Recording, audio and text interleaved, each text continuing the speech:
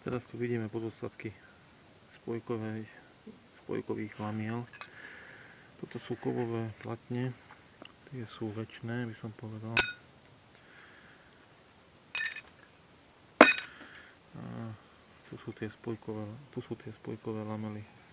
Oni sa počase rozpadnú, alebo keď sa prehrejú, hlavne keď to ťahá za sebou vozík, tak sa to potom takto láme, ako vidíte na obrázku, na videu.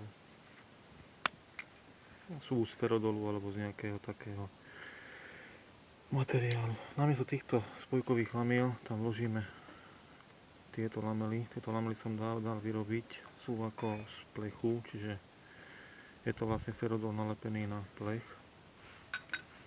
Mali by mať väčšiu výdrž.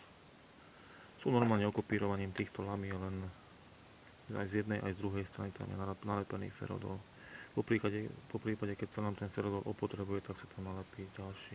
Stojí to nejakých 12 €. Alebo mi zavoláte a pošlem vám druhý.